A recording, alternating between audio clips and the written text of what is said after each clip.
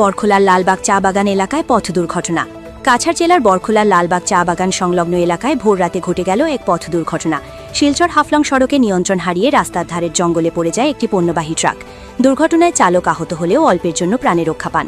শনিবার ভোর প্রায় ৩টে নাগাদ শিলচর হাফলং সড়কের বরখোলা এলাকার লালবাগ টি এস্টেট সংলগ্ন অংশে এই দুর্ঘটনাটি ঘটে। জানা গেছে, কলকাতা থেকে শিলচরের উদ্দেশ্যে আসছিল একটি পণ্যবাহী ট্রাক। পথ চলার সময় হঠাৎ করেই চালক গাড়ির নিয়ন্ত্রণ হারিয়ে ফেলেন। এর জেরে ট্রাক রাস্তার পাশ ছিটকে গিয়ে সংলগ্ন জঙ্গলের মধ্যে পড়ে যায়। দুর্ঘটনার পর এলাকায় কিছু সময়ের জন্য চাঞ্চল্যের সৃষ্টি হয়।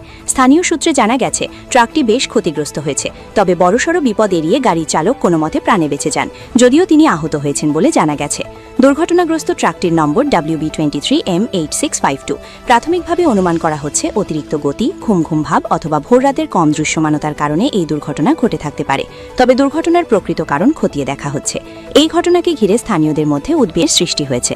ছিজো হাফলং সড়কে প্রায় ভারী যানবাহনের চলাচল থাকে, ফলে ভোররাত কিংবা গভীর রাতে গাড়ি চালানোর ক্ষেত্রে আরও সতর্কতা অবলম্বনের দাবি উঠেছে।